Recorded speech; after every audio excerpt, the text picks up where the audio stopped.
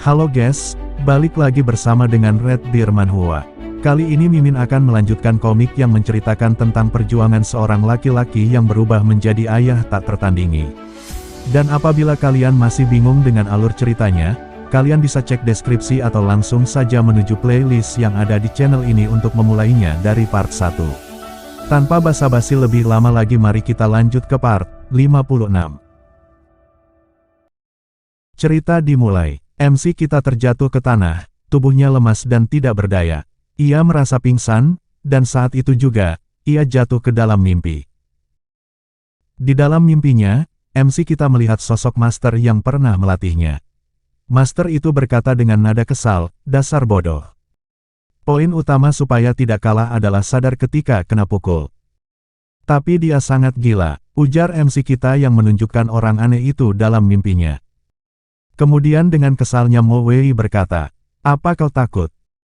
Sepertinya aku terlalu lembek waktu melatihmu.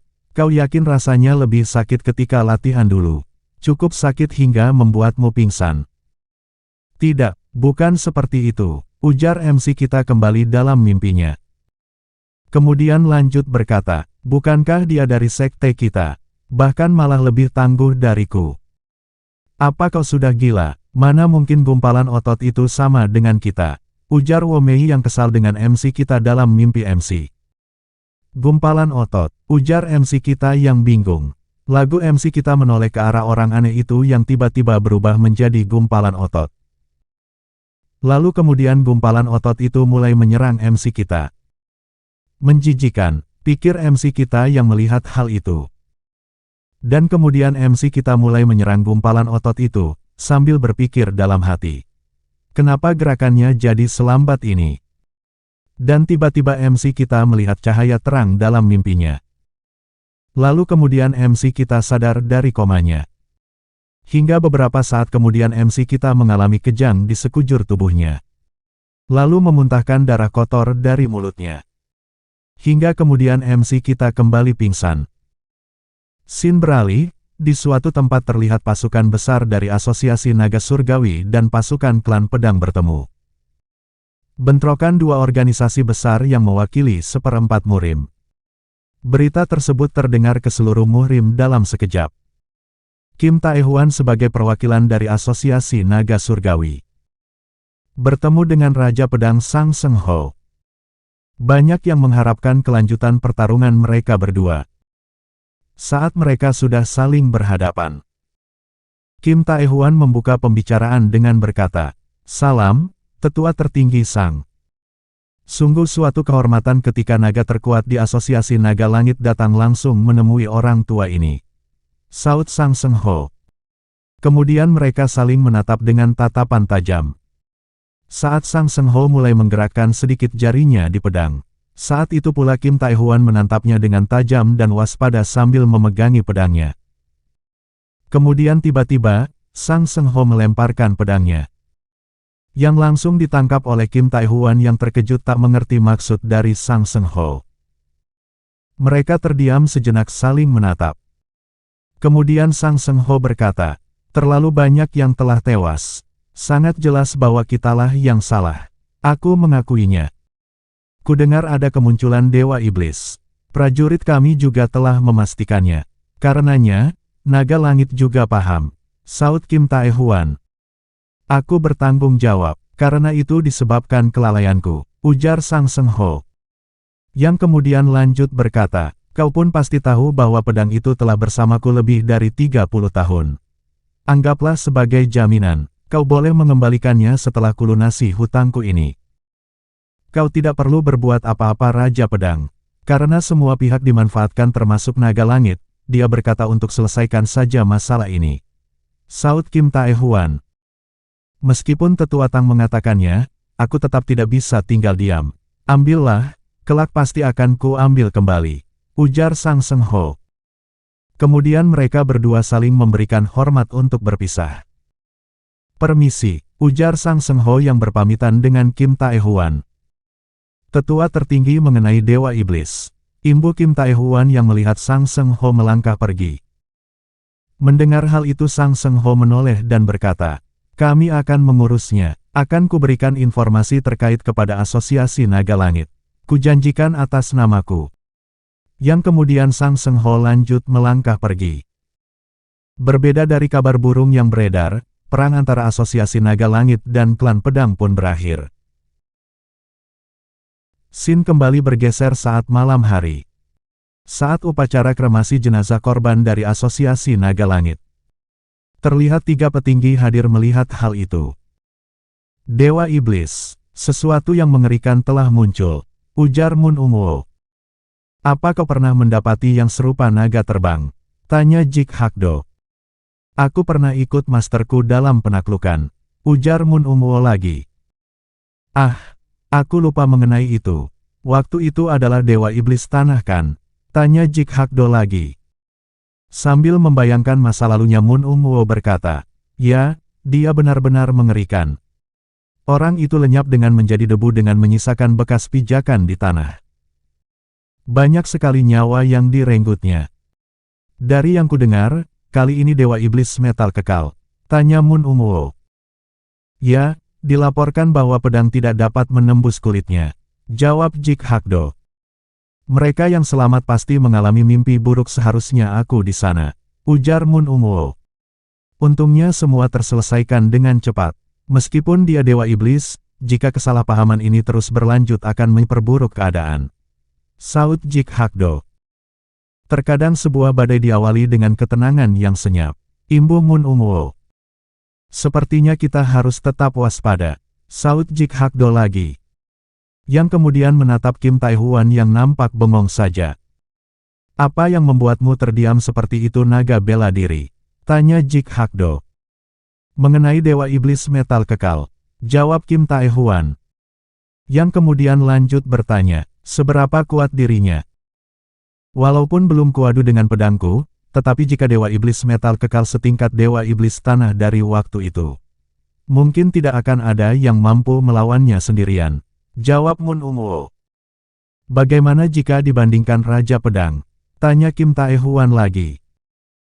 Raja Pedang bukanlah sekedar julukan, dia pasti cukup cerdas. Jawab Mun Umuo. Maksudmu dia tidak mampu menang? Tanya Kim Taehuan lagi. Karena sifatnya Dewa Iblis berbeda-beda, aku tidak begitu menjaminnya. Tapi Dewa Iblis Metal Kekal tidak akan terdorong terlalu jauh, karena belum tentu memiliki keuntungan lebih. Gaya bela diri Raja Pedang didasari oleh pengerasan, jadi dari kelima elemen, serangan metal mereka berdua tidak akan terlalu berpengaruh. Jawab Mun Umuo. Jadi maksudmu kelima elemen itu harus saling berlawanan dan berdampingan? Tanya Kim Taehuan lagi yang penasaran. Benar, itulah logika dari kelima elemen. Jawab Mun Umuo. Jika Raja Pedang sekalipun tidak bisa menang, lalu siapa yang mampu? Tanya Kim Taehuan. Bukankah seluruh ahli pedang bersatu? Dewa Iblis Metal Kekal sekalipun pasti punya batasnya. Saud Jik Hakdo. Meskipun begitu, dari jumlah mereka telah hilang menghadapi kita. Nampaknya, Raja Pedang juga tidak mendapatkannya. Ujar Kim Taehuan. Mendengar hal itu Jik Hakdo terkejut dan berpikir dalam hati. Benar juga. Sedangkan Mun Umuo yang juga terkejut dan berpikir dalam hati. Jika bukan Raja Pedang atau para petingginya, apa klan pedang memiliki masker yang mampu melawannya? Kemudian mereka bertiga saling menatap dan Jik Hakdo berpikir dalam hati. Jika Dewa Iblis Mata Kekal muncul di asosiasi, setidaknya 2 dari kami harus melawan yang bersama Naga Langit. Kemudian Jik Hakdo lanjut berkata, nampaknya aku punya PR banyak ketika kembali.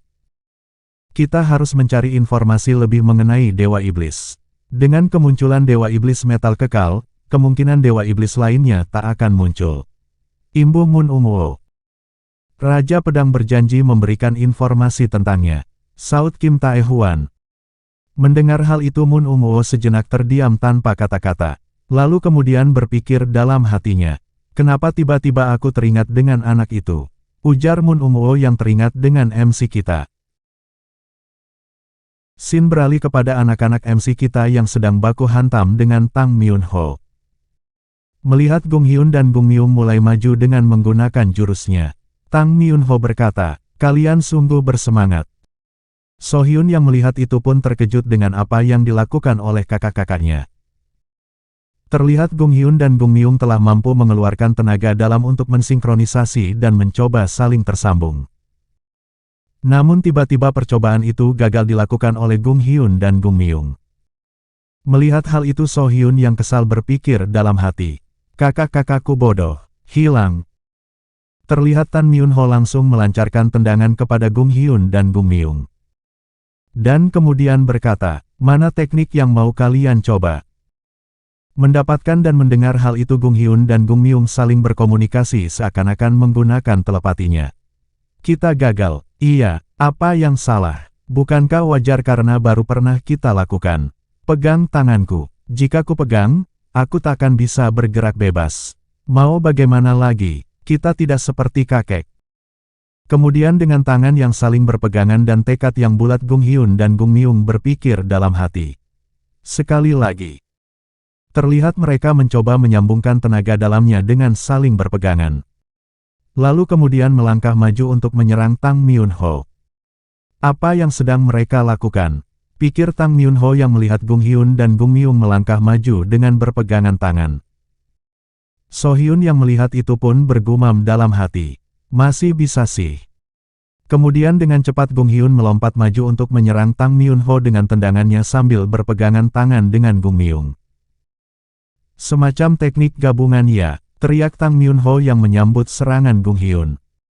Dengan cepat Gung-hyun melancarkan tendangan bertubi-tubi kepada Tang Myun-ho. Tang Myun-ho pun sekuat tenaga mencoba menangkisnya.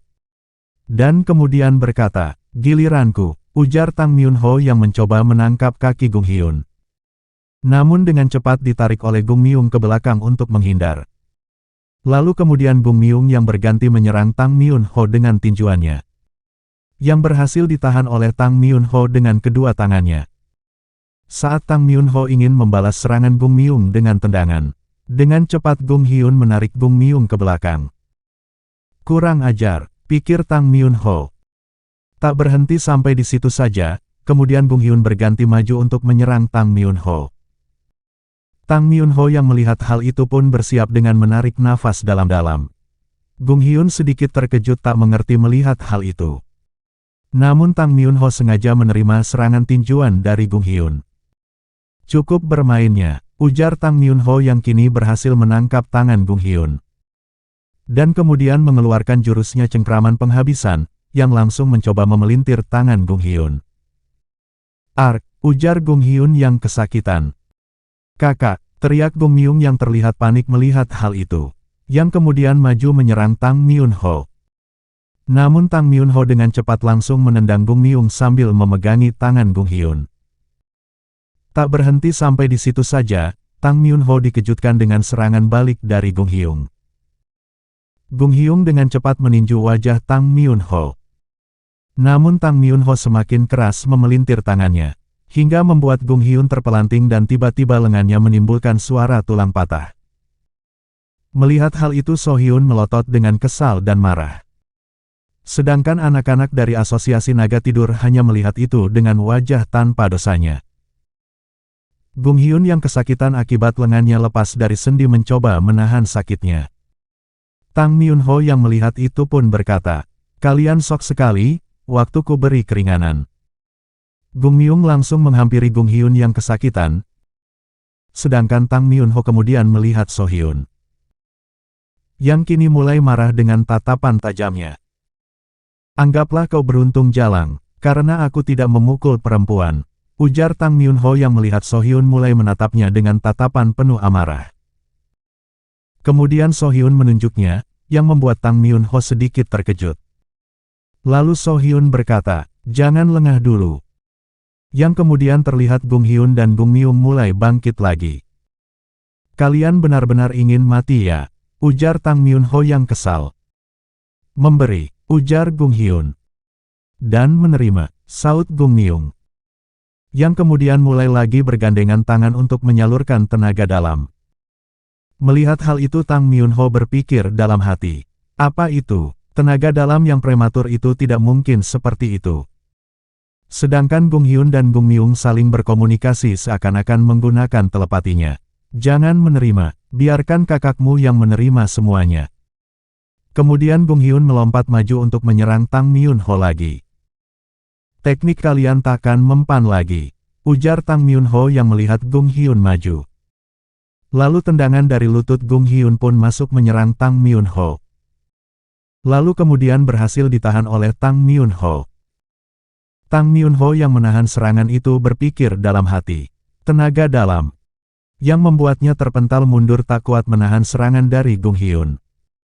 Kemudian Gung Hyun dengan cepat menarik kerah baju dari Tang Myun Ho, dengan kesalnya berteriak. Jatuh. Gung Hyun kemudian langsung membanting Tang Myun Ho dengan keras. Bantingan Gung Hyun berhasil membuat Tang Myun Ho jatuh membentur lantai. Yang membuat rekan-rekan Tang Myun Ho terkejut dengan hal itu, sedangkan Gung Myung tersenyum. Bantingan Gung Hyun membuat Tang Myun Ho memuntahkan darah segar.